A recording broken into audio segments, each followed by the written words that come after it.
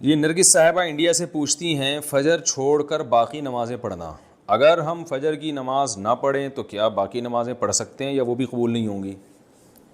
فجر کی نماز نہ پڑھیں تو ایسا کوئی پیکج ہمارے علم میں نہیں ہے کہ جو فجر کی نماز نہ پڑھے اس پر باقی نمازیں بھی اللہ کی طرف سے معاف ہو جاتی ہیں۔ اس طرح کا کوئی پیکج ابھی تک میرے علم میں نہیں ہے کہ قرآن و سنت میں کوئی اس طرح کا کوئی پیکج نماز چھوڑنے والوں کو اسپیشلی دیا گیا ہو کہ جو ایک چھوڑ دیں وہ باقی بھی چھوڑ دیں، ایسا نہیں ہے۔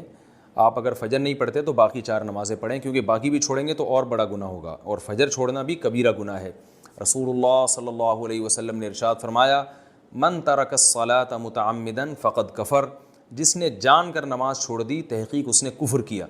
تو یہ خوب سمجھ لینا چاہیے کہ اسلام لانے کے بعد نماز جان بوجھ کر قضا کر دینا، اس سے بڑا کوئی جرم اسلام میں ہے نہیں۔ یہ تو تصور نہیں تھا پہلے زمانے میں کہ کوئی مسلمان ہو اور جان کر نماز قضا کر دے، تو اسلام کی علامت ہے۔ اس لیے اس کبیرہ گناہ سے فوراً توبہ کریں، اور اگر اللہ نہ کرے کبھی فجر چھوٹ جاتی ہے تو فوراً سے جتنا جلدی ہو سکے توبہ بھی کریں اور قضا بھی کریں، اور باقی نمازیں وہ بھی پڑھتی رہیں۔ فجر کی قضا ظہر سے پہلے پڑھیں یا بعد میں؟ اگر فجر کی نماز قضا ہو جائے تو کیا ظہر کی نماز سے پہلے فجر کی قضا پڑھیں یا ظہر کی نماز کے بعد قضا پڑھیں؟ محمد مرسلین انڈیا سے۔ پہلے پڑھیں۔ ایک تو فجر قضا کر دی، یہ گناہ، اوپر سے اتنی تاخیر کر رہے ہیں تو گناہ در گناہ ہوگا۔ حدیث میں آتا ہے من نام عن صلاۃ او نسیھا فلیصلیھا اذا ذکرھا فإن ذلک وقتھا۔ صحیح حدیث ہے، آپ صلی اللہ علیہ وسلم نے فرمایا کسی کی آنکھ نہ کھلے نماز میں یا بھول جائے تو جیسے ہی یاد آئے یا جیسے ہی جاگ آئے فوراً نماز پڑھے وہ، اور یہی پھر اس کا وقت ہوگا۔ تو اس میں تاخیر کرنا ٹھیک عمل نہیں ہے، تو ظہر تک بھی ڈیلے نہ کریں اس کو، یہ بھی غلط ہے۔ فجر کی پابندی کیسے کریں؟ فجر کی نماز نیند کی وجہ سے قضا ہو جاتی ہے، ذہن میں خیال آتا ہے کہ ابھی سو جاتا ہوں بعد میں اس کی قضا کر لوں گا، اس کی تھوڑی وضاحت فرما دیں۔ محمد اظہر انڈیا سے۔ محمد اظہر بھائی، مسئلہ یہ ہے کہ اسلام میں شرک کے بعد نماز قضا کرنے سے بڑا گناہ نہیں ہے، کسی قیمت پہ معاف نہیں ہے نماز۔ تو آپ سو جائیں یا کچھ بھی کر لیں، آپ کو نماز پڑھنی پڑے گی، ورنہ آخرت میں اس کا بڑا سخت حساب دینا پڑے گا آپ کو۔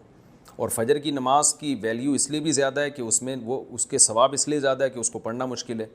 تو 2 کام میں آپ کو بتاتا ہوں، وہ اگر کر لیں تو انشاءاللہ آپ سے پابندی ہو جائے گی۔ نمبر 1، صبح اٹھنے کے لیے آپ ایک الارم والی گھڑی لیں جس کے الارم کی آواز بہت تیز ہو، اور وہ آپ جہاں سوتے ہیں اس جگہ سے دور رکھیں، کہیں دور الماری پہ رکھیں، تاکہ جب وہ بجے تو اتنی زور سے بجے کہ آپ کے 14 طبق روشن ہو جائیں، اور محلے والے آپ کو بولیں کہ بھائی جا کے اس کو بند کرو۔ تو اور دوسری بات یہ ہوگا، دور رکھنے کا فائدہ یہ ہوگا کہ آپ فوراً وہیں سوتے سوتے ہاتھ مار کے بند نہیں کریں گے، بلکہ آپ کو اٹھ کے چل کے جانا پڑے گا اسے بند کرنے کے لیے۔ تو اتنی تیز آواز ہو کہ آپ دوڑتے ہوئے جائیں اٹھ کے، تو اس سے انشاءاللہ آپ کی آدھی نیند بھی غائب ہو جائے گی، اور جو سستی تھی وہ بھی کم ہو جائے گی، اور آپ انشاءاللہ اٹھ بھی جائیں گے۔ دوسرا کام آپ نے یہ کرنا ہے کہ جس دن فجر کی نماز قضا ہو جائے اس دن آپ نے فجر صبح کا ناشتہ نہیں کرنا ہے۔ اگر آپ ناشتے کے عادی ہیں تو اس دن کا ناشتہ آپ گول کر دیں سزا کے طور پر، تو یہ بھی ہے۔ اور اگر آپ ویسے ہی ناشتے کے عادی ہیں، ناشتہ کرنے کا آپ کا معمول نہیں ہے، تو پھر آپ اس دن لنچ غائب کر دیں، بولے آج کھانا نہیں کھاؤں گا میں، تو کچھ سزا دیں اپنے آپ کو، تو اس سے انشاءاللہ آہستہ آہستہ اس بری عادت سے آپ کی جان چھوٹ جائے۔ قضا نمازیں کس طرح پڑھیں؟ قضا نمازیں کس طرح پڑھنی چاہیے؟ کیا ان کی 5 نمازیں اکٹھے ایک وقت میں پڑھ سکتے ہیں؟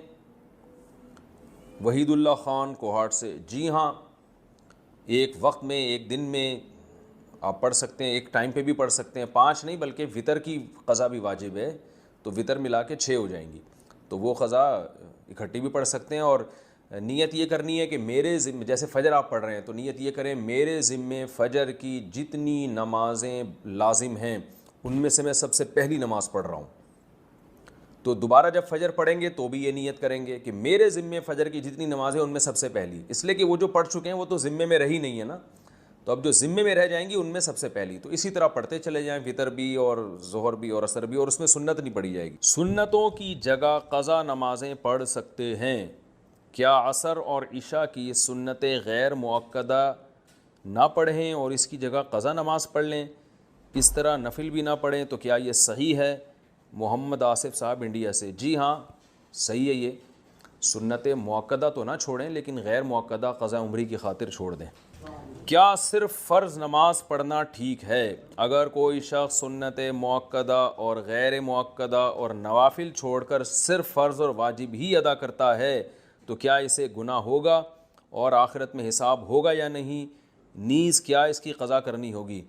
دیکھیں، نوافل چھوڑ دیتا ہے یا سنت غیر مؤکدہ چھوڑ دیتا ہے تو کوئی گناہ نہیں ہے، لیکن اگر صرف سنت یعنی فرائض پہ اکتفا کرتا ہے اور سنت مؤکدہ کبھی بھی نہیں پڑھتا تو پھر یہ گناہ گار ہے، کیونکہ سنت مؤکدہ کو ہمیشہ کے لیے ترک کر دینا علماء کہتے ہیں اس میں گناہ کا خطرہ ہے اور یہ شخص قابل ملامت ہے، کیونکہ سنت مؤکدہ یہی ہے جس کی تاکید بہت زیادہ ہے۔ جیسے فجر کی 2 سنتیں آپ صلی اللہ علیہ وسلم ہمیشہ پڑھا کرتے تھے، حتیٰ کہ فجر کی سنتیں سفر میں بھی نہیں چھوڑی آپ صلی اللہ علیہ وسلم نے، تو باقی سنتوں کا بھی جو مؤکدہ ہیں ان کا اہتمام ضروری ہے۔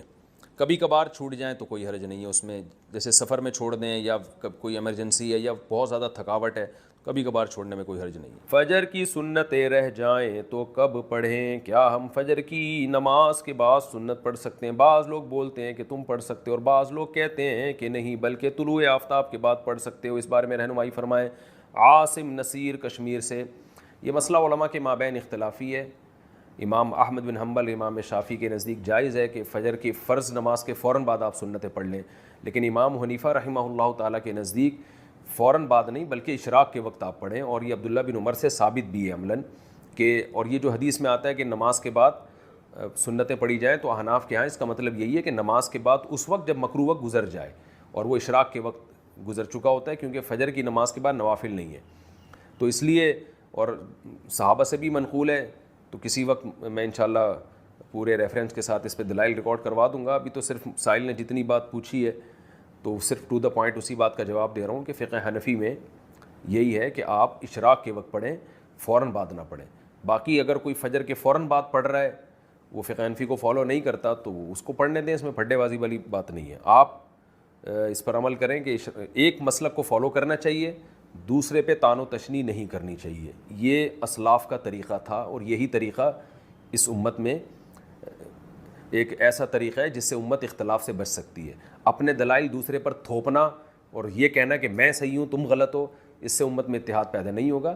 اتحاد اسی سے ہوگا کہ آپ ایک مسلک پہ اگر عمل کر رہے ہیں تو آپ اس پر عمل کریں، دوسرے کو آپ برا بھلا نہ کہیں۔ تو حنفیہ کا اس بارے میں 2 ٹوک اور واضح موقف ہے، اور یہ آثار صحابہ سے بھی ثابت ہے کہ فجر کی آپ کی 2 سنت اگر چھوٹ جائیں تو فوراً بعد نہ پڑھی جائیں بلکہ اشراق کے وقت میں پڑھی جائیں، اور یہ اشراق کے وقت میں پڑھنا افضل ہے، کوئی لازم نہیں ہے، بہتر ہے کہ اس کو پڑھ لیا جائے۔ فجر میں الارم نہیں بجا تو قضا کا گناہ ہوگا؟ اگر کوئی فجر کا وقت ختم ہونے کے 45 منٹ بعد فجر کی نیت سے جاگا اور اٹھ کر موبائل دیکھا کہ الارم کیوں نہیں بجا، پھر وضو کر کے فرض نماز کی قضا کی، کیا اسے بھی قضا کرنے کا گناہ ملے گا یا پھر یہ معاف سمجھا جائے گا؟ عارف شیخ انڈیا سے۔ عارف شیخ صاحب، اگر پورا انتظام اس نے فجر میں اٹھنے کا کیا تھا پھر بھی بیچارے کی آنکھ نہیں کھلی تو پھر کیوں گناہ ملے گا؟ حدیث میں آتا ہے کہ لیس فی النوم التفریط فی الیقظہ، آپ صلی اللہ علیہ وسلم نے فرمایا کہ سوندے میں کوتاہی نہیں ہے۔ کوئی آدمی اگر سو جائے اور آنکھ نہ کھلے، خود آپ صلی اللہ علیہ وسلم کے ساتھ ایسا ہوا صحیح بخاری میں کہ اس کو آپ صلی اللہ علیہ وسلم کی آنکھ نہیں کھلی، کیونکہ حضرت بلال جنہوں نے جگانا تھا ان کی آنکھ نہیں کھلی، تو حضرت بلال کی جب سورج کی کرنیں آپ کے چہرے پر پڑی ہیں تو حضرت بلال کی آنکھ کھلی تو آپ نے سب کو اٹھایا۔ تو پورا انتظام آپ جاگنے کا کر کے سوئے پھر بھی آنکھ نہیں کھلی تو وہ معاف ہے۔ آپ صلی اللہ علیہ وسلم نے فرمایا کہ من نام عن صلاۃ او نسیہا فلیصلیھا اذا ذکرھا، کہ جو آدمی نماز سے سو جائے یا بھول جائے تو جیسی یاد آئے اس وقت پڑھ لے، جیسی جاگ آئے اس وقت پڑھ لے۔ تو اس کا مطلب انسان کے ساتھ یہ ہو سکتا ہے کہ آنکھ نہ کھلے اس کی۔ لا تجدن اشد الناس عداوۃ للذین آمنوا الیہود، اللہ کہتے ہیں تم مسلمانوں کا سب سے بڑا دشمن، دنیا کی جتنی قومیں ہیں ان میں سب سے بڑا دشمن کس کو پاؤ گے؟ یہود کو پاؤ گے، اس کے بعد مشرکین کو پاؤ گے، اور اسلام کے سب سے زیادہ قریب تم کس کو پاؤ گے؟ نصارہ کو، عیسائیوں کو پاؤ گے۔ تو ان کو بہت عرصے سے، صدیوں سے کچھ دنیا میں ہوا نہیں تھا، تو ان کو بیٹھے بیٹھے پریشانی ہونا شروع ہو گئی۔ چند ان کے فسادی لوگ جمع ہوئے اور انہوں نے کہا کہ بھئی دنیا میں ہر قوم کے پاس ایک ملک ہے, ہر مذہب کے پاس ایک ملک ہے, تو ہمارے پاس بھی ہونا چاہیے. حالانکہ یہ بات ہی غلط ہے. دنیا میں ہر قوم کے پاس ملک نہیں ہے. دنیا میں لاکھوں قومیں ہیں, ملک تھوڑی لاکھوں ہیں. پاکستان میں کتنی قومیں ہیں؟ سرائکی ہے, پنجابی ہیں, اردو ہیں, پٹھان ہیں, بلوچی ہیں. اگر قومیت کی بیس پہ ملک بنانا شروع کر دیں پھر تو ایک ایک انچ کے ملک وجود میں آئیں گے. پھر سرائکیوں میں جائیں گے تو سرائکیوں میں 20 قومیں ہیں. پٹھانوں میں جائیں گے, پٹھانوں میں 40 قومیں نکلیں گی. مہاجروں میں جائیں گے, ان میں صدیقی الگ ہے, ہاشمی الگ ہے, 20 قسم کے, بہاری الگ ہے. وہ تو قوم در قومیں بڑھتی چلی جائیں گی. انہوں نے کہا دنیا میں ہر مذہب کے پاس ایک ملک ہے. حالانکہ یہ بات بھی, سکھوں کے پاس کوئی الگ ملک ہے؟ کوشش کر رہے ہیں وہ بنانے کی, لیکن اب تک کی رپورٹ کے مطابق نہیں ہے. بہت ساری دنیا میں مذہب ہے جن کے پاس کوئی کنٹری. مذہب کی بیس پہ حکومت دنیا میں 3 قوموں نے کی ہے. مذہب کی بیس پہ جو آسمانی مذاہب ہیں, یہود, عیسائی اور مسلمان. پہلی جنگ عظیم ختم ہونے والی تھی, دنیا امن و امان کی طرف آ رہی تھی. ان کو وہ دنیا کا امن پسند نہیں آیا. انہوں نے جناب طے کیا کہ ہمیں ایک ملک ملنا چاہیے. ان کے بڑے بیٹھے, کسی نے کہا افریقہ میں ہونا چاہیے, کسی نے کہا فلاں جگہ ہونا چاہیے, کسی نے کہا فلاں جگہ ہونا چاہیے. ان میں چند شرارتیوں کو خیال آیا کہ اگر ہم کسی بھی ملک میں کسی بھی زمین پہ اناؤنس کریں گے نا یہاں ہم نیا کنٹری بنانا چاہتے ہیں, تو ہمارے یہود خود اس پہ آمادہ نہیں ہوں گے. اس لیے کہ جو شخص کسی ملک میں سکون اور اطمینان کے ساتھ رہ رہا ہے, کوئی یہودی, تو وہ کیوں آئے گا ہجرت کر کے وہاں پہ؟ سمجھ میں آ رہی ہے بات؟ بھائی آپ کسی کنٹری میں امن اور سکون کے ساتھ ہو, اعلان ہوتا ہے ان لوگوں کے لیے وہاں الگ ملک بن رہا ہے, تو آپ کہو گے مجھے جانے کی کیا ضرورت ہے جب میں یہاں سکون اطمینان سے ہوں, مجھے تمام حقوق حاصل ہیں. یہودیوں کو پوری دنیا میں ہر قسم کے حقوق حاصل تھے, اور سب سے زیادہ یہودیوں کے ساتھ اچھا سلوک مسلمان خلفاء نے کیا ہے. یہودی خود اس کے معترف ہیں کہ مسلمانوں کی اور ہماری جنگیں وہ بنو قریظہ اور بنو نذیر کے بعد, وہ جو مدینہ کے دور میں, اس کے بعد کبھی بھی نہیں ہوئی ہیں. مسلمانوں کی لڑائیاں یا تو اہل فارس سے ہوئی ہیں, ایران جو پہلے کا ایران تھا, یا عیسائیوں سے ہوئی ہیں. یہودیوں سے جھڑپیں نہیں ہوئی ہیں. تو ان کو خیال ہوا بیٹھے بیٹھے کہ ہمیں الگ ریاست چاہیے. مختلف جگہوں کا سلیکشن ہوا, سب ریجیکٹ ہو گیا.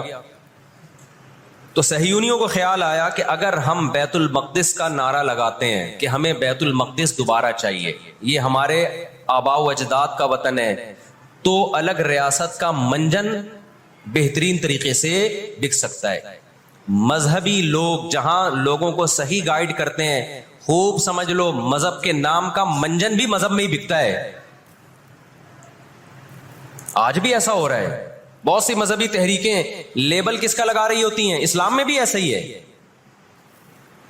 جہاں اسلام میں آپ کو اچھی تحریکیں ملیں گی, وہاں ایسی تحریکیں بھی ملیں گی کہ لیبل کس کا لگایا جا رہا ہوتا ہے؟ مذہب کا, اور مقصد اس کے پیچھے دنیاوی مفاد ہوتے ہیں. اس کو سمجھنے کی ضرورت ہے. ہمارے یہاں جہاں بھی نعرہ لگ جائے نا مذہب کا, تو لوگ سارے گدھے گھوڑوں کی طرح اکٹھے ہو جاتے ہیں. یہ نہیں دیکھتے کہ اس کے پیچھے اس کے مقاصد کیا ہیں.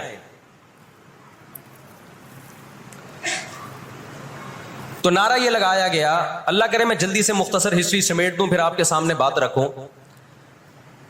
نعرہ یہ لگایا گیا کہ چونکہ بیت المقدس ہمارا تھا, یعقوب علیہ السلام, یوسف علیہ السلام, موسیٰ علیہ السلام اور جتنے پیغمبر گزرے, یحییٰ علیہ السلام, زکریا علیہ السلام, ان سب کا مرکز کون سی جگہ ہے؟ ارض مقدس فلسطین.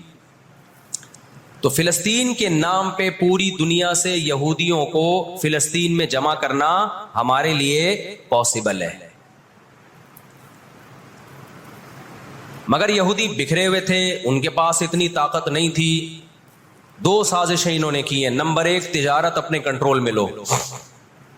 قرآن کہتا ہے وَأَخْذِهِمُ الرِّبَا وَقَدْ نُهُوا عَنْهُ, اللہ نے ان پر سود لینے پر پابندی لگائی تھی. انہوں نے دنیا کو سود کے نظام میں لپیٹ دیا. پوری دنیا کی دولت مرتکز ہو کے کس کے پاس آنے لگی؟ یہودیوں کے پاس. مذہبی ریاست بنائی جا رہی ہے. اس کی مثال ایسے ہے جیسے ہم مسجد بنا رہے ہیں اور بندوق ہاتھ میں لے کے لوگوں کو ٹکیتیاں کر کے پیسہ لاؤ, جتنا پیسہ بنے گا, جتنا پیسہ اکٹھا ہوگا ہم اس کے لیے اسے کیا بنائیں گے؟ مسجد بنائیں گے. تو اس سے صاف پتہ چل جائے گا بھائی تیرا مقصد مسجد بنانا نہیں ہے, مسجد کے نام پہ منجن بیچنا ہے. سمجھ میں آ رہی ہے بات کہ نہیں آ رہی؟ لیبل مسجد کا لگ رہا ہے اس کے پیچھے, کیونکہ جو مسجد جو بنانا چاہتا ہے وہ کبھی بھی حرام پیسے سے مسجد نہیں بنائے گا. تورات میں آج تک سود کی حرمت موجود ہے, اور قرآن نے بیان کیا کہ ان کو ہم نے سود لینے سے منع کیا, لیکن انہوں نے سود لینا شروع کر دیا. بڑے بڑے بینک آج کس کے پاس ہیں؟ ان کے تانے بانے سارے کس سے جا کے ملتے ہیں؟ یہودیوں سے. بیٹھے بیٹھے پیسہ جمع کرنا شروع کیا.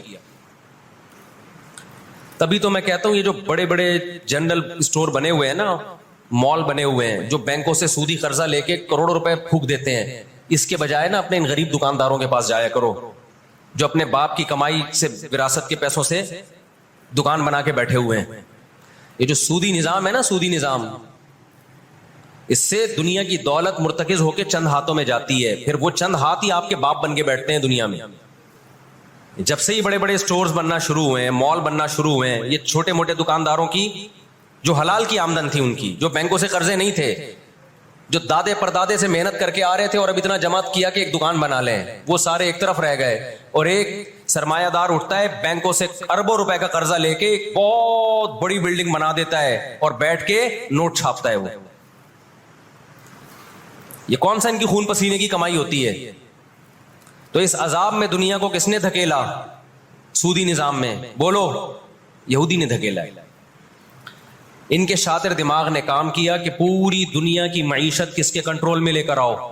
اپنے کنٹرول میں. آج اگر حاجی, ہم یہاں سے حج کرنے جاتے ہیں نا, میں نے ایک دفعہ سعودی عرب میں کسی سے پوچھا کہ یہودیوں کو یہ کھٹکتا نہیں ہے, اتنے لاکھ لوگ آ رہے ہیں, 40 لاکھ 50 لاکھ لوگ حج کر کے جا رہے ہیں, ان کو کھٹکتا نہیں ہوگا اتنی اللہ نے مسلمانوں کو عزت دی؟ انہوں نے کہا ان کو نہیں کھٹکتا, یہ چاہتے ہیں کہ 40 لاکھ کے بجائے 80 لاکھ لوگ حج کیا کریں.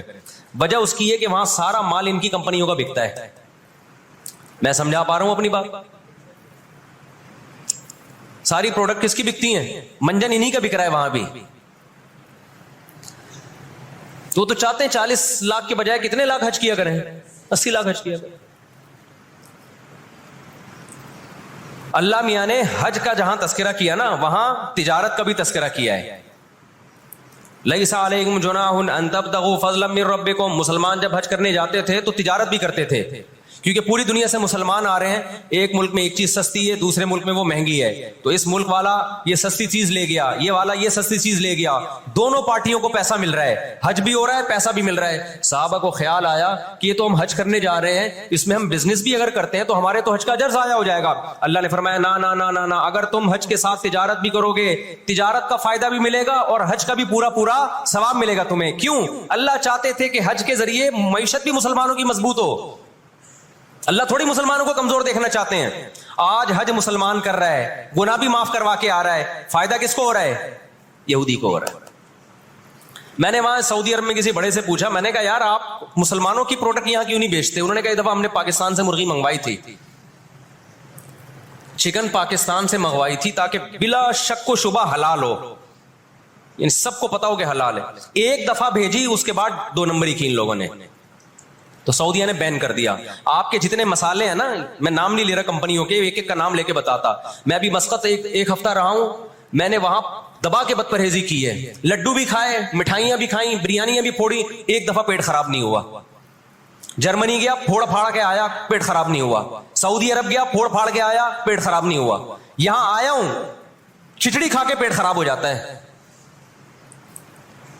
پتہ نہیں کیا کھلا رہے ہیں یار ہمیں. مسقط میں نے پوچھا یار یہاں پیٹ نہیں خراب ہو رہا؟ انہوں نے کہا یہاں آپ کے مسالوں پر پابندی ہے, پاکستان سے مسالوں پر یہاں کیا ہے؟ پابندی ہے, اس لیے پیٹ خراب نہیں ہو رہا. جرمنی میں مجھے وہاں لوگوں نے بتایا کہ جرمنی میں پاکستانی مسالوں پر کیا ہے؟ پابندی ہے, اس لیے پیٹ خراب نہیں ہو رہا. جہاں پاکستان سے مسالہ جائے گا لوگوں کے پیٹوں کی ایسی کی تیسی کر دے گا وہ. یہ ہے بزنس, سمجھ رہے ہو؟ پھر کچھ مسالے آ رہے ہیں وہاں پہ, لیکن ان میں وہ ٹیسٹ نہیں ہے جو یہاں ہے.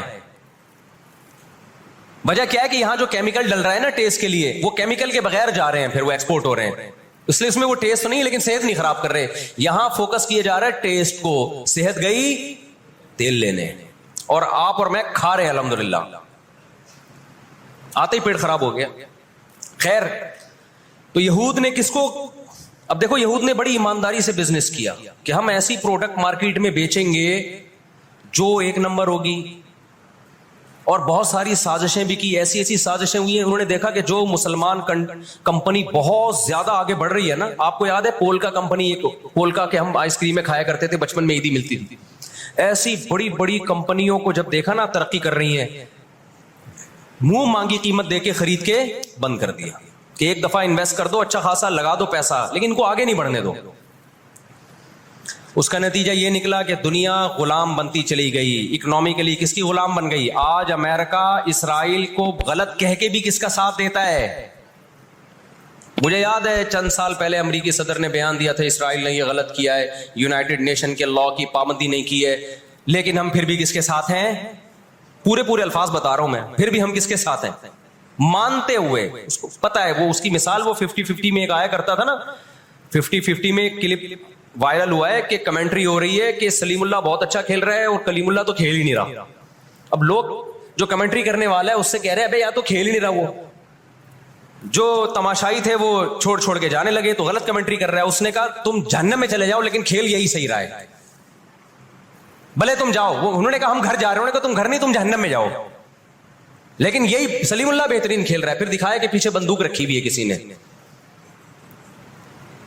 تو اس وقت امریکہ کو گچی سے کس نے پکڑا ہوا ہے؟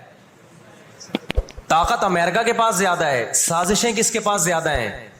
اسرائیل کے پاس. معیشت پہ ایسا قبضہ کیا ہوا ہے, گچی سے پکڑا ہوا ہے کہ ہلنا نہیں.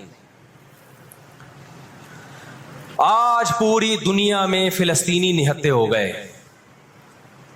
جب اسرائیل کے قیام کا اعلان کیا نا یہودیوں نے, تو دو کام کیے, میں جلدی سے بات کو سمیٹوں. ایک تو یہ کہ معیشت کس کے کنٹرول میں لو؟ سود کے ذریعے, بزنس کے ذریعے, حلال تجارت کے ذریعے اس طرح سے کنٹرول میں آتی نہیں ہے.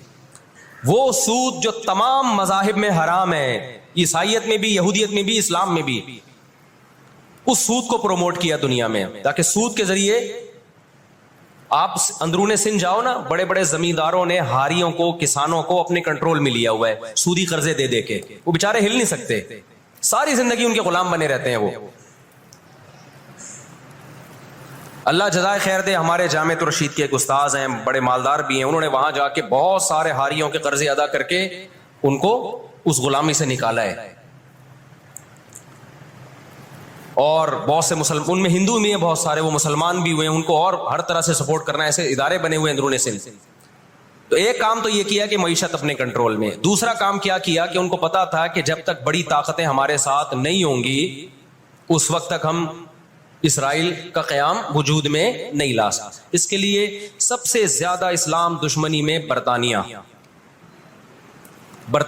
کے ساتھ ایگریمنٹ ہوا. اور آپ حیران ہوں گے, برطانیہ کی اسمبلی میں جب یہ قانون پاس ہوا, قرارداد پاس ہوئی ہے کہ ہم نے فلسطینیوں کو, اسرائیلیوں کو, یہودیوں کو فلسطین میں جا کے آباد کرنا ہے, تو آپ حیران ہوں گے کہ اس میں اس کی سب سے زیادہ مخالفت اسمبلی میں موجود ایک شخص نے کی جو یہودی تھا.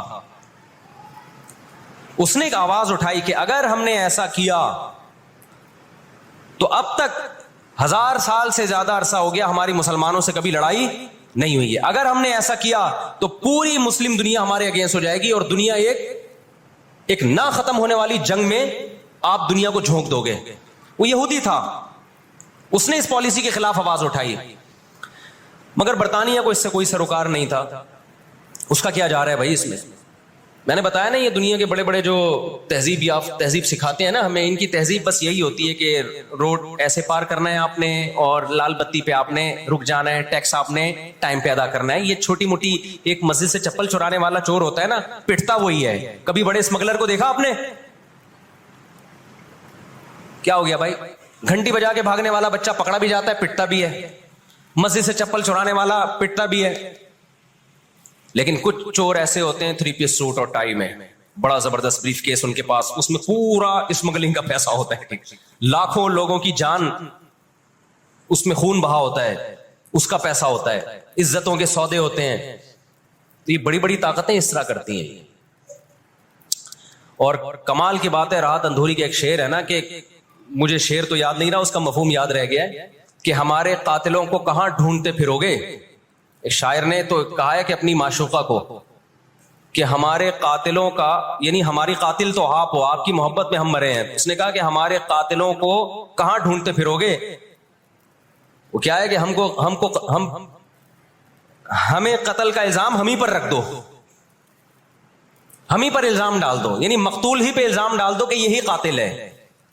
آج دنیا میں سب سے زیادہ دہشت گردی کا شکار مسلمان ہو رہا ہے، کشمیر میں بھی. اور میں کشمیر کے بارے میں نیوز چینل کی رپورٹ پیش نہیں کر رہا، میں دنیا میں جاتا ہوں، مقبوضہ کشمیر کے مسلمانوں سے بھی ملتا ہوں. نام ان کے ہائی لائٹ نہیں کیے جا سکتے، ان کی ویڈیو نہیں ڈالی جا سکتی ورنہ انڈیا ان کو تنگ کرے گا. مقبوضہ کشمیر میں کوئی ایک مسلمان ایسا نہیں ہے جو انڈین گورنمنٹ سے خوش ہو. ابھی مسقط میں ایک خاتون ملی مقبوضہ کشمیر سے، مجھے تو لوگ پہچان لیتے ہیں، کہنے لگے مفتی صاحب خدا کا واسطہ آپ آواز اٹھائیں، ہم پر بہت ظلم کر رہا ہے انڈیا، بہت مار رہا ہے ہمیں کشمیر میں، بتاؤ دنیا آواز اٹھا رہی ہے اس پہ؟ کیونکہ مسلمان کا خون بہ رہا ہے. روہن گیان میں کس کا خون بہتا ہے؟ برما میں مسلمان کا خون بہتا ہے. فلسطین میں کس کا خون بہ رہا ہے؟ مسلمان کا خون بہ رہا ہے. جہاں مسلمان کا خون بہے گا دنیا منہ پہ ٹیپ لگا لیتی ہے. جہاں کوئی ایک غیر مسلم، ہماری نظر میں مسلمان کا خون بہے یا غیر مسلم کا، ہم فرق نہیں کرتے، کسی پہ بھی ظلم ہوگا ہم آواز اٹھائیں گے. لیکن دنیا یہ فرق کرتی ہے، لیبل یہ لگاتی ہے کہ انسانیت پہلے مذہب بعد میں، لیکن ان کا ایٹیٹیوڈ بتاتا ہے کہ ان کی نظر میں مذہب پہلے ہے، انسانیت بعد میں ہے. دنیا میں سب سے سستا خون مسلمان کا ہو گیا ہے. تو دو کام کیے، نمبر ایک اکنامکلی مضبوط کرنا ہے، سود کے ذریعے، تجارت کے ذریعے نہیں، سودی تجارت کے ذریعے. اس کے بعد کیا کیا؟ برطانیہ سے معاہدہ ہوتا ہے اور چند سالوں میں 1917 میں برطانیہ نے اعلان کیا کہ بھائی ہم پوری دنیا سے یہودیوں کو لا کے کہاں آباد کریں گے؟ فلسطین میں. اس وقت مکمل فلسطین کس کا تھا؟ عربوں کا تھا، وہ مسلمانوں کا تھا. چند سال میں 33% یہودی اسرائیل میں آ کے فلسطین میں آ کے آباد ہو گئے، اور وہ وہاں گڑبڑ شروع کر دی انہوں نے. نہتے فلسطینیوں کو مارنا، قتل کرنا، ان کی زمینوں پہ قبضہ کرنا. فلسطینیوں نے آواز اٹھائی، اور غیرت مند لوگ ہیں وہ، انہوں نے کہا لن نترک شبرا للذل، ہم ایک بالش بھی نہیں دیں گے. جب تک سلطان عبد الحمید تھا نا، خلیفہ مسلمانوں کا، اس نے یہودیوں سے کہا تھا کہ شاپر میں مٹی اٹھا کے بھی لے جانے نہیں دوں گا فلسطین کی. سمجھتے ہو؟ دیکھو مسلم حکومت چاہے کیسی نالائق ہو، خلافت چاہے کیسی نالائق ہو، اس کا وجود نہ ہونے سے بہرحال بہتر ہے. آج لوگ کہتے ہیں ترک بدعتی تھے، ترک میں مزار تھے. میں مانتا ہوں یہ چیزیں غلط تھیں، لیکن اب مزار ختم ہو گئے، اس کے بجائے دوسری غلط چیزیں بہت ساری آ گئی ہیں، اور بہت ساری الٹی چیز. جب تک ایک ہماری ریاست تھی، ایک حکومت تھی، نہ بوسنیا کا مسئلہ کھڑا ہوا تھا اور نہ اسرائیل کا مسئلہ کھڑا ہوا تھا. تو 33% یہودی آ کے آباد ہوئے. 1945 میں جب پہلی جنگ عظیم کا خاتمہ، دوسری جنگ عظیم کا خاتمہ ہوا، برطانیہ کی ایسی کی تیسی ہو گئی تھی. قرآن کہتا ہے وَكَذَلِكَ نُوَلِّي بَعْضَ الظَّالِمِينَ بَعْضًا. یہ عجیب الفاظ ہیں قرآن کے، ہم بعض ظالموں کو بعض کے ذریعے پٹواتے ہیں. ہندوستان میں بہت سارے علماء کھڑے ہوئے انگریز کے خلاف، لیکن شکست ہوئی.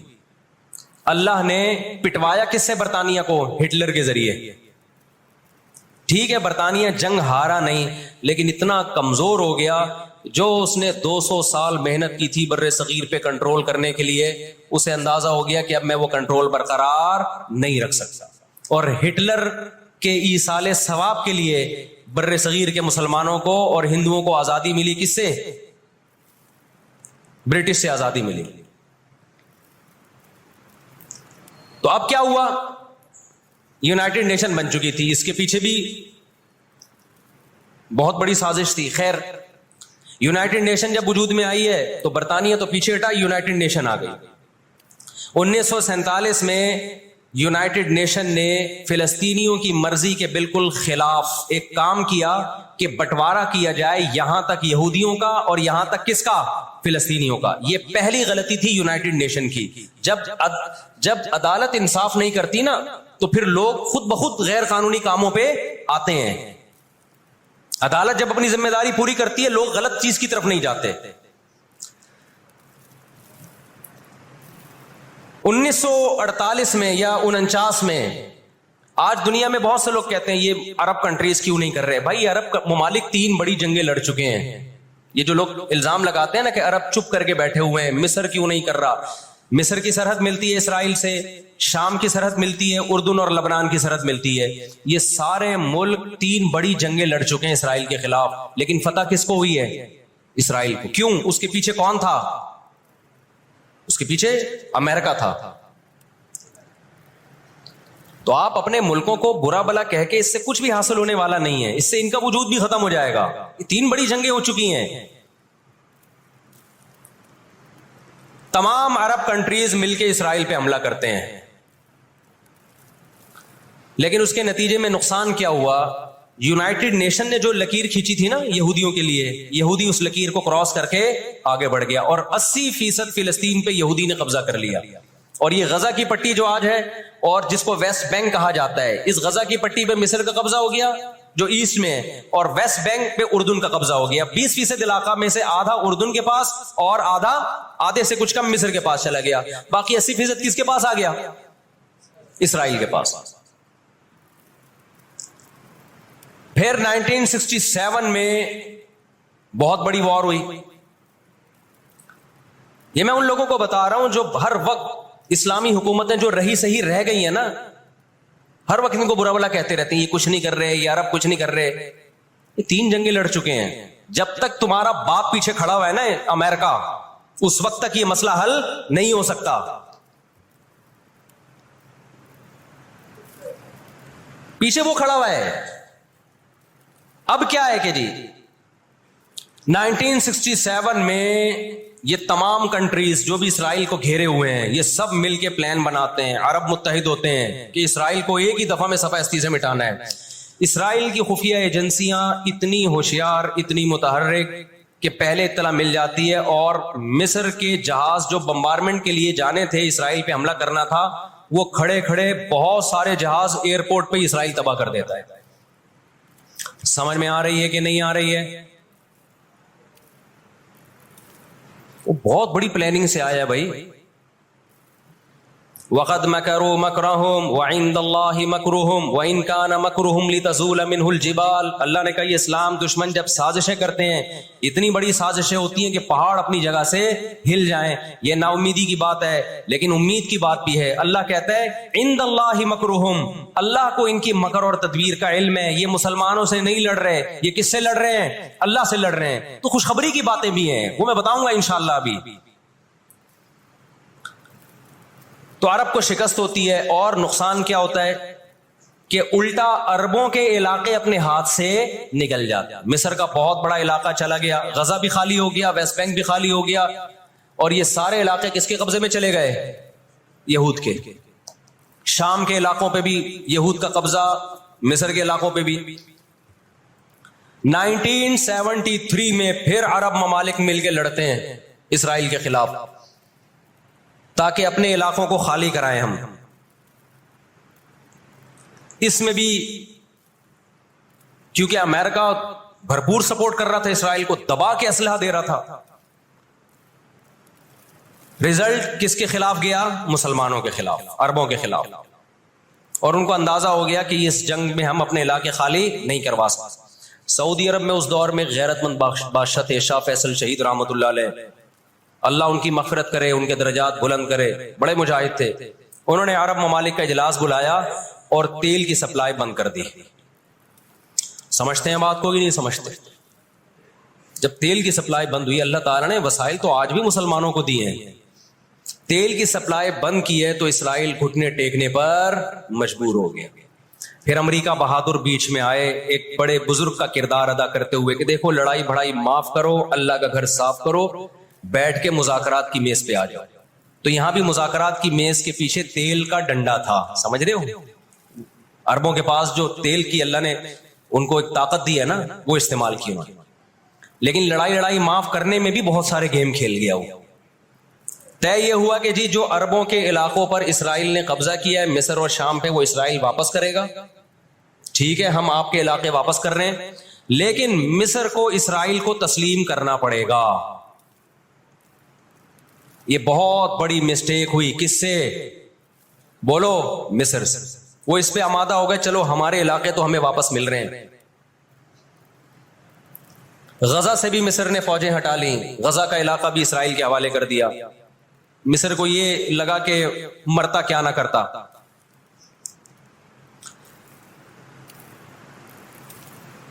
مصر نے جب یہ علاقے واپس کیے اور اسرائیل کو تسلیم کیا تو بہت سارے عرب کنٹریز مصر کے خلاف ہو گئے اور عرب اتحاد سے مصر کو نکال دیا. وہ جو بعد میں داخل بھی کر لیا, پھر 1989 میں دوبارہ داخل کر لیا.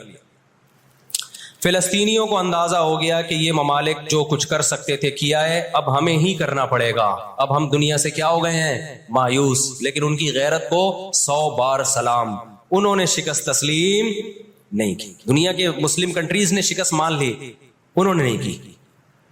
لڑتے رہے بالآخر غزہ کا علاقہ, غزہ سے یہودیوں نے اپنی فوجوں کو یہ غزہ آزاد کرایا. انہوں نے, کوئی ان کے ساتھ نہیں تھا, اکیلے لڑ رہے تھے. 2006 میں غزہ میں الیکشن ہوئے اور حماس بھاری اکثریت سے جیتتی ہے. امریکہ اور اسرائیل نے اس قانونی حکومت کو جو الیکشن کے ذریعے ہوئی ہے, میں نے بتایا نا ان کے قوانین ان کے لیے ہی ہوتے ہیں. ویسے جمہوریت الاپتے شاپتے رہتے ہیں, لیکن جہاں جمہوری طرز پر ان کی مرضی کے خلاف ہو جائے تو پھر جمہوریت نہیں چاہیے ان کو. جہاں آمریت سے کام چلتا ہے وہاں آمریت چاہیے. یہ سارے اصول اور ضابطے کس کے لیے ہیں بھائی؟ ہم غریبوں کے لیے ہیں, ہم غریبوں کے لیے. آپ کو پتا ہے پاکستان میں کوئلے کی بلوچستان میں اتنی کانیں ہیں کہ 200 سال تک فری بجلی ہمیں مل سکتی ہے, لیکن دنیا ہمیں نکالنے نہیں دیتی کہ انوائرمنٹ, ماحول خراب ہوگا. جبکہ بہت سارے ملکوں میں کوئلے سے بجلی بن رہی ہے, وہاں کا ماحول خراب بولو نہیں ہے. سمجھتے ہو کہ نہیں سمجھتے؟ دنیا کے جو بڑے پیمانے پر جو بڑے بڑے دہشت گرد ہیں نا, وہ کچھ اور ہی ہیں. وہ چھوٹی چھوٹی مسجد سے چپلیں نہیں چراتے, بس ان کا ہم لوگ مسجد سے چپلیں چراتے ہیں اس لیے بدنام ہوتے ہیں. 2006 میں جب حماس بھاری اکثریت سے جیتی ہے تو امریکہ اور اسرائیل ان کی حکومت کو تسلیم کرنے سے بولو انکار کر دیا. اچھا 1956 میں بھی لڑائی ہوئی ہے. آپ کو پتا ہے وہ لڑائی کیسے ختم ہوئی؟ اسرائیل کو سپورٹ کیا برطانیہ اور فرانس نے.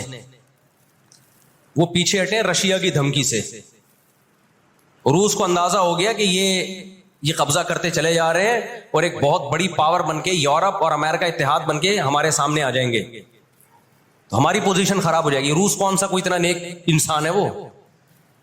لیکن قرآن کہتا ہے نا نولی بعض الظالمین بعضا, ہم بعض ظالموں کو بعض ظالموں ہی کے ذریعے پٹواتے ہیں. محلے میں ایک دادا گھوم رہا ہوتا ہے بدماشی کرتا, کمزور پٹ رہے ہوتے ہیں, اللہ دوسرے دادا کو پیدا کر کے اس کو پٹواتے ہیں اس سے, اور پھر کہتے ہیں تجھے کسی اور سے پٹواؤں گا میں. روس نے کون سا اچھے افغانستان میں جو بربریت کی اس نے کس قانون کے تحت افغانستان میں گھسا تھا؟ وہاں بھی افغانی اس کے خلاف کھڑے ہوئے اور مار مار کے بھگایا اس کو. پھر جو آپ کے 40-42 ملک ابھی افغان طالبان کے ساتھ لڑ کے گئے ہیں وہ کس قانون کے تحت آئے تھے بھائی؟ ایک شخص کو پکڑنے کے لیے, اسامہ بن لادن کو پکڑنے کے لیے آپ نے پوری ریاست کی ایسی کی تیسی کر دی. تو ان کے اپنے لیے اصول کچھ اور ہیں, ہمارے لیے اصول بولو کچھ اور ہیں. اس لیے انصاف اصل کب ہوگا میرے بھائی؟ آخرت میں. لیکن آپ کی اطلاع کے لیے آخرت سے پہلے دنیا میں بھی ایک دفعہ ہوگا, اور یہ ہمارے پیغمبر صلی اللہ علیہ وسلم کی بشارتیں ہیں. آج وہ فلسطینی نہتے ہو چکے ہیں, نہ مصر میں ان سے لڑنے کی طاقت ہے کیونکہ مصر 3 جنگیں لڑ کے ہار چکا ہے, نہ شام میں ان سے لڑنے کی, شام کے اندر تو خود ایسی سازشیں کی ہیں کہ اس کو کھوکھلا کر دیا. جو بھی طاقتور ملک تھے اسرائیل نے ان کو اپنے راستے سے پہلے ہی ہٹا دیا.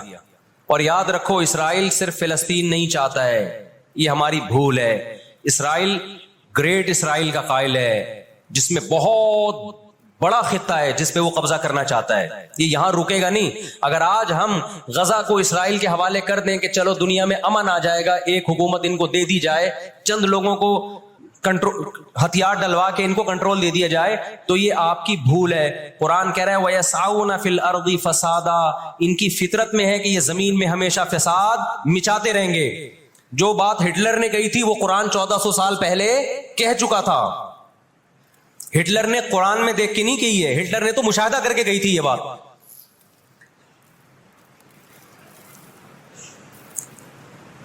نہ مصر میں لڑنے کی طاقت، 3 جنگیں ہار چکا ہے، نہ لبنان میں لڑنے کی طاقت، نہ اردن میں لڑنے کی طاقت، نہ شام میں لڑنے کی طاقت. سعودی عرب اور اسرائیل کے حالات اچھے ہونے جا رہے تھے، یہ واقعہ ہوا، سعودی عرب نے الحمدللہ یو ٹرن لے لیا. ایک اچھا اقدام ہے سعودی عرب کا، ورنہ تو یہ مسئلہ دب گیا تھا. سعودی عرب پیچھے ہٹ گیا، اردن پیچھے ہٹ گیا، بہت سارے اسلامی ملک جو جا رہے تھے کم از کم اس واقعے کے نتیجے میں پیچھے ہٹے ہیں، وہ ایک اسٹیپ پیچھے کی طرف آئے ہیں. اور اب اتنی جلدی یہ آگے جا نہیں سکتے، ان کی اپنی عوام نہیں چھوڑے گی ان کو. اگر یہ آگے کی طرف گئے، یہودیوں سے انہوں نے دوستی لگانے کی، اسرائیل سے دوستی لگانے کی کوشش کی. میں بار بار کہتا ہوں جب میں یہودی کا لفظ استعمال کرتا ہوں تو اس سے صہیونی اور اسرائیلی مراد ہوتے ہیں جو اسرائیل کو سپورٹ کر رہے ہیں. سارے یہودی اس میں داخل نہیں ہیں. آج بھی بہت سارے یہودی وہاں فلسطینیوں کو سپورٹ کر رہے ہیں، دنیا میں مظاہرے ہو رہے ہیں فلسطینیوں کے حق میں. ہمیں اس بارے میں کیا ہدایات ملتی ہیں قرآن و سنت میں؟ وقت بتائیے، یہ گھڑی آگے تھوڑی سی، وقت کافی زیادہ ہو گیا. میں انشاءاللہ ہمیں اس بارے میں قرآن و سنت میں کیا ہدایات ملتی ہیں اس پر میں انشاءاللہ جمعے کی نماز کے بعد کچھ دیر بات کروں گا. وقت چونکہ بہت ہو گیا، جمعے کی نماز پہ لیٹ ہو جاتی ہے. اللہ تعالیٰ غزہ میں جو اہل اسلام پہ، فلسطینیوں پہ ظلم ہو رہا ہے، اللہ تعالیٰ ان کی مدد کرے، اور غاصب اسرائیل کو اللہ تعالیٰ ہدایت دے، جو ہدایت کے قابل نہیں ہے تو اللہ ان کو تباہ و برباد کرے. دیکھیے نبی صلی اللہ علیہ وسلم نے فرمایا، بخاری مسلم کی حدیث ہے، تقاتلون الیہود حتی یختبی احدکم وراء الحجر فیقول الحجر یا مسلم ھذا یہودی فاقتلہ، ھذا یہودی ورائی فاقتلہ. نبی صلی اللہ علیہ وسلم نے فرمایا تمہاری یہود سے لڑائی ہوگی، جہاد ہوگا، یہاں تک کہ کوئی یہودی اگر پتھر کے پیچھے چھپے گا تو پتھر کہے گا کہ اے مسلمان یہ یہودی ہے، اس کو قتل کر دے، یہ میرے پیچھے چھپا ہوا ہے.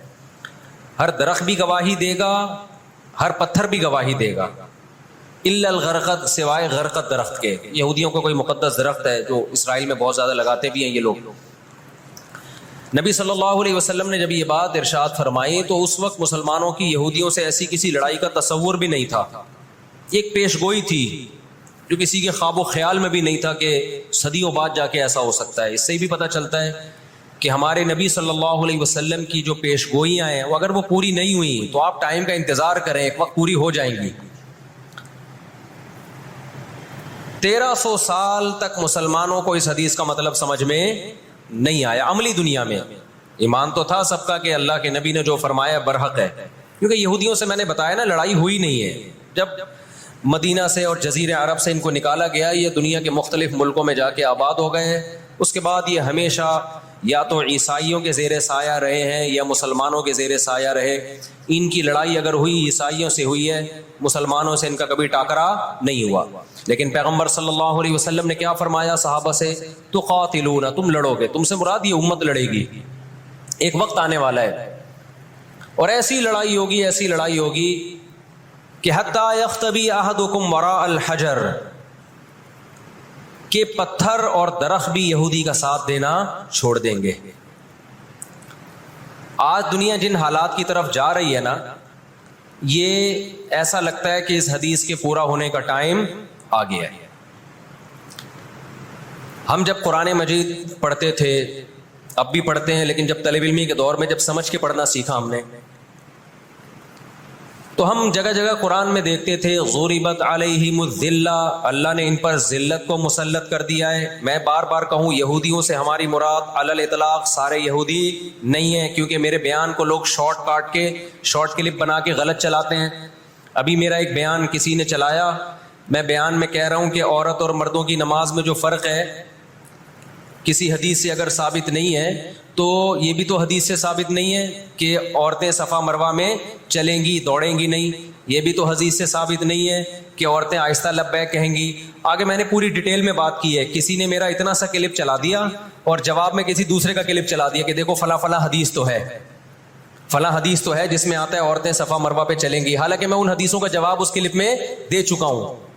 نمبر 1 وہ مرفوع حدیثیں نہیں ہیں، نمبر 2 وہ صحیح روایتیں نہیں ہیں، من گڑت ہیں، یا تو بہت درجے کی ضعیف ہیں اس قابل نہیں ہے کہ ان کو دلیل کے طور پہ پیش کیا جائے. لیکن شرارتی نے میرا آدھا کلپ چلایا اور دوسرے اسکالر کا میرے مقابلے میں لگا دیا. نیچے لوگ کہہ رہے ہیں مفتی کو حدیثوں کا نہیں پتا اور ان صاحب کو حدیثوں کا پتا ہے. تو آپ کر لیں جو مرضی کرنا ہے, قیامت میں اللہ حساب و کتاب لے لے گا. تو میرے کلپ لوگ ادھورے چلاتے ہیں. ہمیں اللہ کا شکر ہے, ان لوگ, ہم نہیں کہہ رہے ہم بہت بڑے فنٹر ہیں, یہ جو آج کل کے یوٹیوبرز آ رہے ہیں نا, جو نئے نئے اسکالرز آ رہے ہیں, ان سے قرآن کا بھی الحمدللہ زیادہ پتہ ہے, حدیثوں کا بھی ان سے الحمدللہ زیادہ پتہ ہے. ہم نے جن استاذوں سے حدیثیں پڑھی ہیں نا, ان کے 20-20 سال کے تجربے حدیث پڑھانے کے, اور وہ اردو میں نہیں پڑھاتے, وہ عربی میں پڑھتے ہیں, عربی میں پڑھاتے ہیں, اور اسماء الرجال کے بڑے بڑے علامے ہیں. سمجھتے ہو کہ نہیں سمجھتے؟ اور میں نے تو دور حدیث جو کیا ہے نا, دور حدیث ہم نے تو الگ ہی سٹائل میں کیا ہے. ہم پر تو پابندی تھی کہ جب حدیث کا سبق ہوگا تو ہم نے خود عربی کتابیں دیکھ کر, عربی شروحات دیکھ کر لیکچر کو تیار کرنا ہے. سند بھی خود پڑھنی ہے, سند کی بحث بھی, اور پوری بحث بھی خود ہی تیار کرنی ہے. تو اس سٹائل میں جب انسان حدیث پڑھتا ہے تو اس کی استعداد اور زیادہ بڑھ جاتی ہے. آج کل کے جو نئے نئے اسکالر آ رہے ہیں, ان سے کہو کہ بغیر زبر زیر پیش کے نا حدیث کی ایک سند پڑھ کے دکھا دیں. مفہوم تو اگلی چیز ہے. تبھی ہم کہتے ہیں سامنے بیٹھ کے جو مسائل حل ہوتے ہیں نا, وہ یوٹیوب پہ کلپ بازیوں سے نہیں ہوتے. ان سامنے بیٹھتے نہیں ہیں لوگ. میرے 3 دنیا میں مناظرے ہوئے ہیں, 3, اور تینوں میں الحمدللہ اللہ نے مجھے فتح دی ہے. 3 ابھی چونکہ موضوع اسرائیل کا چل رہا ہے, یہ مناظروں کی بحث کرنا مناسب نہیں ہے, وہ میں پھر کسی اور وقت بتاؤں گا. لیکن مناظرے کچھ اصول اور ضابطے کے تحت ہوتے ہیں تو ہوگا. بغیر ضابطوں کے کوئی بھی آ کے بیٹھ کے مرغوں کی طرح لڑنا شروع کر دے, اس کو بحث مباحثہ نہیں کہتے, اس کو مرغوں کی لڑائی کہتے ہیں. تو مرغوں کی لڑائی میں ہم اپنے آپ کو نہیں دھکیلتے, ہم ٹرم اینڈ کنڈیشن فکس کر کے بات کرنے پر آمادہ ہوتے ہیں. سمجھتا ہے کہ نہیں سمجھتا؟ تو 3 ہوئے میرے, پھر کبھی بتاؤں گا انشاءاللہ. ابھی تو یہ اسرائیل کا ٹاپک زیادہ اہم ہے ان جھگڑوں سے جو آج کل کے اسکالرس کے چل رہے ہیں. تو بار بار میں کہتا ہوں, میرا کلپ ادھورا چلاتے ہیں نا, تو کوئی یہودیوں کے خلاف نہ چلائے. سارے یہودی ایک جیسے نہیں ہیں. ہم اسرائیل کے اگینسٹ ہیں, تو ہماری جو لڑائی ہوگی اسرائیل سے ہوگی. حدیث میں جس یہودی سے لڑائی کا ذکر ہے, اس سے مراد بھی کون سے یہودی ہیں؟ یہ فتنہ پرست اور شر پسند یہودی ہیں جو اسرائیل پہ غاصبانہ قبضہ, فلسطین پہ جنہوں نے غاصبانہ قبضہ کیا ہوا ہے. سمجھتے ہو کہ نہیں سمجھتے؟ تو آپ صلی اللہ علیہ وسلم نے فرمایا کہ تقاتلون الیہود, تمہاری جنگ کس سے ہوگی؟ یہود سے ہوگی. دجال کس کا سپورٹر ہوگا؟ بولتے کیوں نہیں؟ ابھی تو دجال آیا نہیں ہے اور آپ نے بولنا چھوڑ دیا ہے. جب آئے گا تو پھر تو اچھوں کی بولتی بند ہو جائے گی. کس کا سپورٹر ہوگا وہ؟ ہاں, میں عرض کر رہا تھا کہ ہم جب قرآن پڑھتے تھے, ضربت علیہم الذلہ, قرآن کہتے ہیں ہم نے ذلت ان کے اوپر دے ماری ہے, ان فسادوں کی وجہ سے جو یہ کرتے رہے ہیں دنیا میں, ان فسادات کی وجہ سے. ہم جب پڑھتے تھے ہم کہتے تھے اے اللہ آج تو یہودی ذلیل نہیں ہے. اسرائیل کتنا پاورفل ہے کہ گچی کس کی پکڑی ہوئی ہے اس نے؟ امریکہ کی. ہندوستان کو گچی سے پکڑا ہوا ہے. تو آج تو بڑی عزت ہے. میں نے اپنے استاد سے یہ سوال پوچھا, انہوں نے بڑا معقول جواب دیا, اور یہ تفسیر کی کتابوں میں بھی لکھا ہے. دیکھیں آپ یہودیوں کی ہسٹری اٹھا کے دیکھیں نا, ہمیشہ کوئی نہ کوئی ایسا ان پر مسلط ہوا ہے جنہوں نے ان کی شرارتوں کا مزہ ان کو دنیا میں چکھایا ہے. قرآن سے بھی یہ بات ثابت ہے کہ ان کو ان کی شرارتوں کا مزہ, عذاب جو ہے وہ دنیا میں ملتا رہے گا. میں بار بار کہتا ہوں ہٹلر نے بھی ان کو عذاب دیا ہے. ہٹلر سے پہلے بھی اسلامی نہیں بلکہ دنیا کی تاریخ میں بہت سے ہٹلر گزر چکے ہیں جنہوں نے ان کی شرارتوں کے ان کو دنیا میں سزا دی ہے. ہم پھر بھی بتائیں ہم ہٹلر کے حامی نہیں ہیں جو ظلم اس نے کیا, لیکن وہ بھی ان کی شرارتوں سے بیزار تھا. قرآن کہہ رہے ہم نے ان پر ذلت کو دے مارا ہے. دنیا میں بہت دفعہ رسوا ہوئے یہ. اب کیا ہے؟ یہ آخری ذلت ہے یہودیوں کی, جو اب کس کے ہاتھوں ہونے والی ہے؟ فلسطینیوں کے ہاتھوں. آپ کو معلوم ہونا چاہیے جب دنیا میں کسی کو بہت زیادہ ذلیل کیا جاتا ہے نا, تو پہلے اس کو عزت دی جاتی ہے. کسی کے گلے میں آپ جوتوں کا ہار پہنا دو, یہ بھی ایک ذلت ہے. اور ایک طریقہ یہ 3 پیس سوٹ ٹائی میں آپ اس کو صدارت کی کرسی پہ بٹھائیں اور پھر آپ اس کو جوتوں کا ہار پہنا دیں. بتاؤ کون سی بڑی ذلت ہے؟ یہ دوسری ذلت پہلی ذلت سے بڑی ہے. پوری دنیا میں مار کھانے کے بعد نا اپنی شرارتوں کی وجہ سے آج اللہ نے ان کو ایک تھوڑی سی حکومت دی ہے. ایک چھوٹا سا کنٹری, آپ اگر اسرائیل کو نقشے میں دیکھیں گے تو کراچی بھی بڑا ہے اسرائیل سے. اتنا چھوٹا ملک, اتنا چھوٹا ملک, اور تعداد بھی بہت تھوڑی. اللہ نے انہیں کچھ وقت پنپنے دیا ہے. اللہ نے کہا ٹھیک ہے, تم دنیا تمہاری آخری شرارت دیکھ لے, اس کے بعد جو میری طرف سے تم پہ مار پڑنے والی ہے, اس کے بعد قیامت تک تم دوبارہ اٹھنے کے قابل نہیں رہو. یہ آخری ذلت کا انتظام ہو رہا ہے یہود کا. اور جو فائنل میچ ہوتا ہے نا وہ شاندار ہی ہوتا ہے. کیا خیال ہے؟ سیمی فائنل میں اتنا لوگ دلچسپی سے نہیں دیکھتے, کوارٹر فائنل میں اتنا دلچسپی سے بولو نہیں دیکھتے جو فائنل میچ دیکھتے ہیں. اللہ نے ان کا ظلم پوری دنیا کے سامنے نمایا. آج جو غزہ پہ جو کچھ ہو رہا ہے پوری دنیا کے سامنے اللہ نے دکھا دیا. ایک منٹ رکھیں, پوری دنیا کو دکھایا نا اللہ نے کیا کر رہے ہیں, یہ کس طرح سے اسرائیل میں لوگوں کو لا کے آباد کیا, فلسطین میں, پھر فلسطینیوں پہ اقوام متحدہ کی 60 سے زیادہ قراردادیں ہیں جس کی اسرائیل دھجیاں اڑا چکا ہے. 60 سے زیادہ قراردادیں, 60 سے زیادہ, جس کو اسرائیل نے ماننے سے انکار کیا ہے. یونائٹڈ نیشن کی بات کر رہا ہوں میں. تو اللہ تعالیٰ ان کو تھوڑا سا پنپنے دے رہے ہیں کہ ٹھیک ہے اس دفعہ سیمی فائنل تم جیت لو, فائنل تک تو پہنچو نا تم, اس کے بعد ہوگا کیا. دیکھو آپ نے سنا ہوگا کہ لاتوں کے بت ہاتھوں سے نہیں مانتے. یہ جو اسرائیل جو کچھ کر رہا ہے نا, اس کا اصل حل مجھے بھی پتا ہے مظاہروں میں نہیں ہے. اس کا اصل حل ہے جہاد. اس کا اصل حل کیا ہے؟ جہاد, جو کہ فلسطینی کر رہے ہیں. میں نے جب لوگوں کو یہ کہا نا کہ اپنے ملک میں پرامن مظاہرے کرو, لوگوں نے کہا لو پرامن مظاہروں میں لگا کے لوگوں کی صلاحیتیں خراب کر رہے ہیں. ہم آپ کو جہاد سے نہیں روکتے, لیکن آپ جہاد اپنے ملک میں کرو گے توڑ پھوڑ کر کے, یا جہاں یہودی ظلم کر رہا ہے وہاں لڑائی کرو گے آپ. تو یہ عجیب منطق نہیں ہے کہ ظلم وہاں ہو رہا ہے, آپ نے اپنے ملک میں توڑ پھوڑ کرنا شروع کر دی. تو اس سے یہودی ناراض ہوگا یا خوش ہوگا؟ وہ تو کہے گا اور اچھا ہے بم دھماکے کرو یار, پرامن نہیں, بہت بموں کے ساتھ کلاشن کوفوں کے ساتھ اپنی کنٹری میں مظاہرے کرو, ہمیں آ کے چھیڑو یہاں پہ. ہم جہاد کے منکر نہیں ہیں, آپ سے زیادہ الحمدللہ جہاد کو مانتے ہیں. لیکن آپ اگر یو کے میں, کینیڈا میں, پاکستان میں, سعودی عرب میں توڑ پھوڑ والے مظاہرے شروع کر دو گے, چاہے غیر مسلم کنٹریز میں بھی, خدا کی قسم اس سے اسرائیل کو جوں بھی نہیں رہیں گی. تو اس وقت آپ جوش سے زیادہ ہوش سے کام لیں. جوشیلی تقریریں کرنے والے بہت ہیں مارکیٹ میں, ابھی نعرے بھی یہاں لگ رہے ہیں, ہم یہ کر دیں گے, ہم وہ کر دیں گے. ان سے پوچھو کیسے کرو گے؟ شام کو گھر پہ جا کے گٹکا کھا کے سو جاتے ہیں وہ. جوشیلی تقریریں کرنے والے, میں مانتا ہوں جہاد ہی ہوگا, لیکن ہوگا کس سرزمین پہ؟ جہاں یہودی لڑ رہا ہے وہیں لڑا جائے گا. میدان جنگ متعین کیا جاتا ہے لڑائی کے لیے. یہ نہیں ہوتا کہ آپ میدان جنگ میں نہیں جا سکتے تو جو میدان جنگ نہیں ہے اس کو میدان جنگ بنا دو. ایسا دنیا میں کبھی بھی نہیں ہوتا.